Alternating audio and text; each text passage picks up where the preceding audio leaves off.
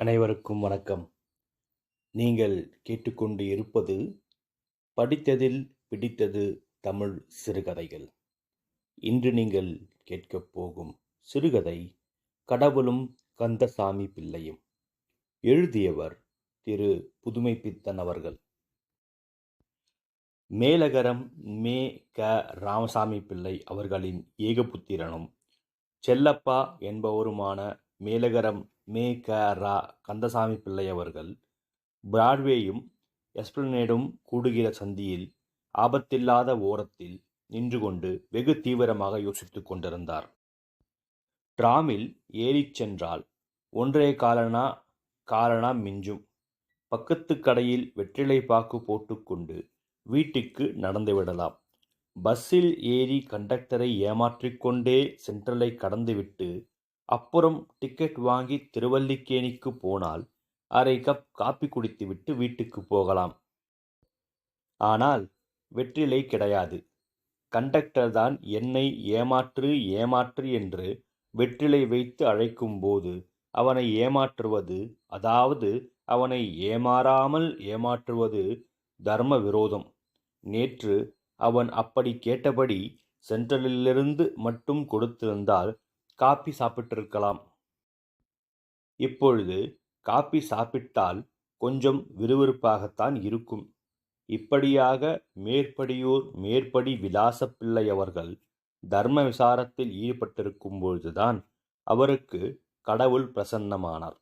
திடாரென்று அவருடைய புத்தி பரவசத்தால் மருளும்படி தோன்றி, இந்தா பிடி வரத்தை என்று வற்புறுத்தவில்லை.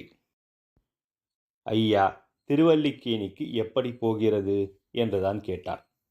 டிராமிலும் போகலாம், பஸ்ஸிலும் போகலாம், கேட்டு கேட்டு நடந்தும் போகலாம். மதுரைக்கு வழிவாயிலே என்றார் ஸ்ரீ கந்தசாமி பிள்ளை.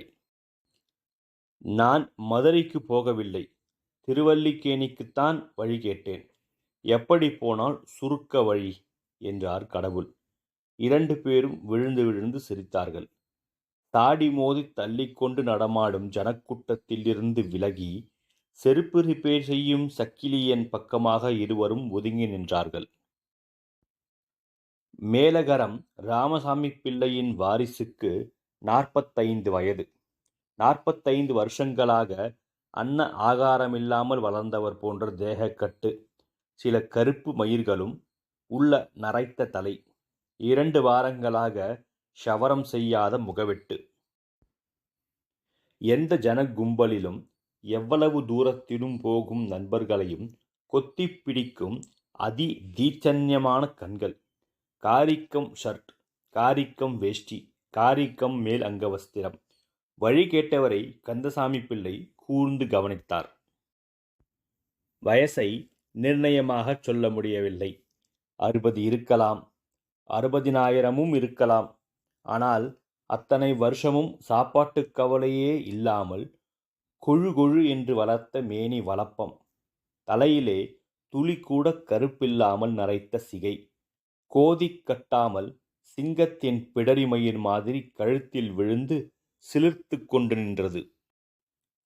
கழுத்திலே நட்ட நடுவில் பெரிய கருப்பு மறு, கண்ணும் கண்ணங்கரேரென்று 4 திசையிலும் சுழன்று சுழன்று வெட்டியது.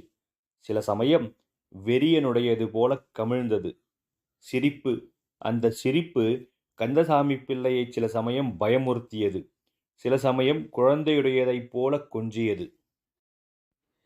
ரொம்ப தாகமாக இருக்கிறது என்றார் கடவுள். இங்கே ஜலம் கிலம் கிடையாது, வேணுமென்றால் காப்பி சாப்பிடலாம், அதோ இருக்கிறது காப்பி ஹோட்டல் என்றார் கந்தசாமி பிள்ளை. வாருங்களேன், அதைத்தான் சாப்பிட்டு பார்ப்போம் என்றார் கடவுள். கந்தசாமி பிள்ளை பெரிய அபேதவாதி. அந்நியர் தெரிந்தவர் என்ற அற்ப பேதங்களை பாராட்டுகிறவர் அல்லர். சரி, வாருங்கள் போவோம் என்றார். பிள்ளை நம் தலையில் கட்டிவிட பார்த்தால் என்ற சந்தேகம் தட்டியது. துணிச்சல் இல்லாத வரையில் துன்பம்தான் என்பது கந்தசாமி பிள்ளையின் சங்கற்பம். இருவரும் ஒரு பெரிய ஹோட்டலுக்குள் நுழைந்தனர். கடவுள் கந்தசாமி பிள்ளையின் பின்புறமாக ஒண்டிக் கொண்டு பின்தொடர்ந்தார். இருவரும் ஒரு மேஜை அருகில் உட்கார்ந்தார்கள். பையனுக்கு மனப்பாடம் ஒப்பிக்க இடம் கொடுக்காமல் சூடா ஸ்ட்ராங்கா 2 கப் காப்பி என்று தலையை உலுக்கினார் கந்தசாமி பிள்ளை. தமிழை மறந்து விடாதே, 2 கப் காப்பிகள் என்று சொல் என்றார் கடவுள். அப்படி அல்ல, 2 கப்கள் காப்பி என்று சொல்ல வேண்டும் என்று தமிழ்க்கோடி நாட்டினார் பிள்ளை. முறியடிக்கப்பட்ட கடவுள் அண்ணாந்து பார்த்தார். நல்ல உயரமான கட்டடமாக இருக்கிறது, வெளிச்சமும் நன்றாக வருகிறது என்றார். பின்னே பெரிய ஹோட்டல் கோழிக்கூடில் மாதிரி இருக்குமோ? கோவில் கட்டுகிறது போல என்று நினைத்து கொண்டாராக்கும். சுகாதார உத்தியோகஸ்தர்கள் விடமாட்டார்கள் என்று தமது வெற்றியை தொடர்ந்து முடுக்கினார் பிள்ளை. கோவில் என்ற பதம் காதில் விழுந்ததும் கடவுளுக்கு உடம்பெல்லாம் நடுநடுங்கியது. அப்படி என்றால் என்றார் கடவுள். தோற்றாலும் விடவில்லை. சுகாதாரம் என்றால் என்ன என்று சொல்லும் என்று கேட்டார் கடவுள். ஓ, அதுவா? மேஜையை லோஷன் போட்டு கழுவி உத்தியோகஸ்தர்கள் அபராதம் போடாமல் பார்த்து கொள்வது, பள்ளிக்கூடத்திலே பரீட்சையில் பையன்கள் தோற்று போவதற்கென்று சொல்லிக் கொடுக்கும் ஒரு பாடம். அதன்படி இந்த ஈ, கொசு எல்லாம் ராட்சசர்களுக்குச் சமானம். அதிலும் இந்த மாதிரி ஹோட்டல்களுக்குள்ளே வந்துவிட்டால் ஆபத்துதான், உயிர் தப்பாது என்று எழுதியிருக்கிறார்கள் என்றார் கந்தசாமி பிள்ளை. அவருக்கே அதிசயமாக இருந்தது இந்த பேச்சு. நாக்கில் சரஸ்வதி கடாட்சம் ஏற்பட்டுவிட்டதோ என்று சந்தேகித்தார். கடவுள் அவரை கவனிக்கவில்லை. இவர்கள் வருவதற்கு முன் ஒருவர் சிந்திவிட்டு போன காப்பியில் சிக்கிக்கொண்டு தவிக்கும் ஈ ஒன்றை கடவுள் பார்த்து கொண்டே இருந்தார். அது முக்கி முனகி ஈரத்தை விட்டு வெளியே வர முயன்று கொண்டிருந்தது. இதோ இருக்கிறதே என்றார் கடவுள். உதவி செய்வதற்காக விரலை நீட்டினார். அது பறந்துவிட்டது. ஆனால் எச்சில் காப்பி அவர் விரலில் பட்டது. என்ன ஐயா, எச்சிலை தொட்டுவிட்டாரே, இந்த ஜலத்தை எடுத்து மேஜைக்கு கீழே கழுவும் என்றார் பிள்ளை. ஈயை வரவிடக்கூடாது, ஆனால் மேஜையின் கீழே கழுவ வேண்டும் என்பது சுகாதாரம் என்று முனகிக் கொண்டார் கடவுள். பையன் 2 கப் காப்பி கொண்டு வந்து வைத்தான். கடவுள் காப்பியை எடுத்து பருகினார். சோமபானம் செய்த தேவ கலை முகத்தில் தெரித்தது. நம்முடைய லீலை என்றார் கடவுள். உம்முடைய லீலை இல்லையங்கானும், ஹோட்டல்காரன் லீலை. அவன் சிக்கரி பவுடரை போட்டு வைத்திருக்கிறான். உம்முடைய லீலையெல்லாம் பில் கொடுக்கிற படத்திலே என்று காதோடு காதாய் சொன்னார் கந்தசாமி பிள்ளை. சூசகமாக பில் பிரச்சனையை தீர்த்து விட்டதாக அவருக்கு ஓர் எக்களிப்பு. கடவுள் சிக்கரி பவுடர் என்றால் என்று சற்றே சந்தேகத்துடன் தலையை நிமிர்த்தினார். சிக்கரி பவுடர் காப்பி மாதிரிதான் இருக்கும், ஆனால் காப்பி அல்ல. சில பேர் தெய்வத்தின் பேரை சொல்லிக் கொண்டு ஊரை ஏமாற்றி வருகிற மாதிரி என்றார் கந்தசாமி பிள்ளை. தெய்வம் என்றதும் திடுக்கிட்டார் கடவுள். பெட்டியரடியில் பில்லை கொடுக்கும் பொழுது கடவுள் புத்தம் புதிய 100 ரூபாய் நோட்டு ஒன்றை நீட்டினார். கந்தசாமி பிள்ளை திடுக்கிட்டார். அதற்குள் சாப்பிட்டுவிட்டு வெளியே காத்திருப்போர் கூட்டம் ஜாஸ்தியாக வீண் கலாட்டா வேண்டாம் என்று சில்லறையை எண்ணிக் கொடுத்தார். 99 ரூபாய் 13, சரியா? பார்த்து கொள்ளும் சாமியாரே. நீங்கள் சொல்லிவிட்டால் நமக்கும் சரிதான், எனக்கு கணக்கு வராது என்றார் கடவுள். ஒரு போலி 10 ரூபாய் நோட்டை தள்ளிவிட்டதில் கடைக்காரருக்கு ஒரு திருப்தி. வெளியே இருவரும் வந்தார்கள். வாசலில் அவ்வளவு கூட்டமில்லை. இருவரும் நின்றார்கள். கடவுள் தம் கையில் கற்றையாக அடுக்கியிருந்த நோட்டுகளில் 5வது மட்டும் எடுத்தார். சுக்கு நூறாக கிழித்து கீழே எறிந்தார்.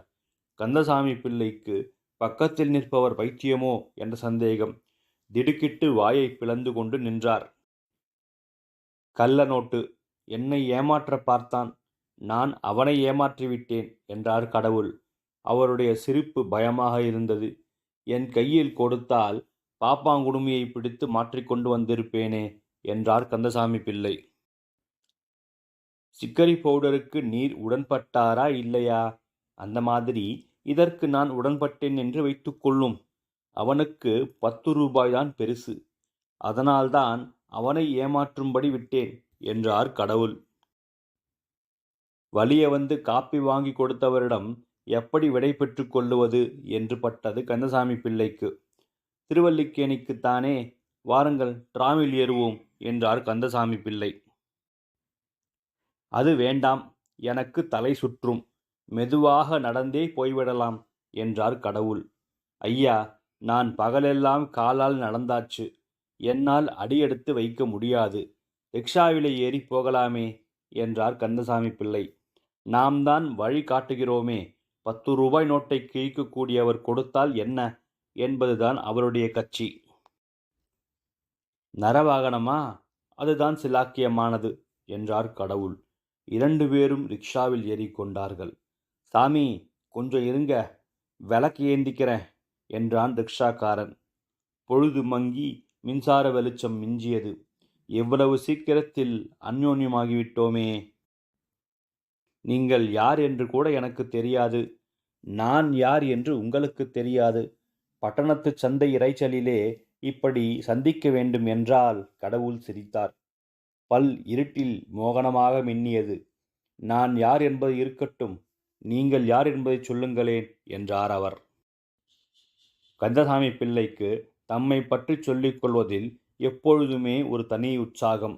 அதிலும் ஒருவன் ஓடுகிற ரிக்ஷாவில் தம்மிடம் அகப்பட்டு கொண்டால் விட்டு வைப்பாரா? கனைத்து கொண்டு ஆரம்பித்தார். சித்த வைத்திய தீபிகை என்ற வைத்திய பத்திரிகையை பார்த்ததுண்டா என்று கேட்டார் கந்தசாமி பிள்ளை. இல்லை என்றார் கடவுள். அப்பொழுது வைத்திய சாஸ்திரத்தில் பரிச்சயமில்லை என்றுதான் கொள்ள வேண்டும் என்றார் கந்தசாமி பிள்ளை. பரிச்சயம் உண்டு என்றார் கடவுள். இதென்னடா சங்கடமாக இருக்கிறது என்று யோசித்தார் கந்தசாமி பிள்ளை. உங்களுக்கு வைத்திய சாஸ்திரத்தில் பரிச்சயம் உண்டு, ஆனால் சித்த வைத்திய தீபிகையுடன் பரிச்சயமில்லை என்று கொள்வோம். அப்படியாயின் உங்கள் வைத்திய சாஸ்திர ஞானம் பரிபூர்ணமாகவில்லை. நம்மிடம் 17 வருஷத்து இதழ்களும் பைண்ட் வால்யூம்களாக இருக்கின்றன. நீங்கள் அவசியம் வீட்டுக்கு ஒரு முறை வந்து அவற்றை படிக்க வேண்டும். அப்பொழுதுதான் 17 வருஷ இதழ்களா? 17 12 204. கடவுள் மனசு நடுநடுங்கியது. ஒருவேளை 1/4 வருஷம் ஒரு முறை பத்திரிகையாக இருக்கலாம் என்ற ஒரு அற்ப நம்பிக்கை தோன்றியது. நன்றி. மீண்டும் சந்திப்போம் அடுத்த அத்தியாயத்தில். வணக்கம்.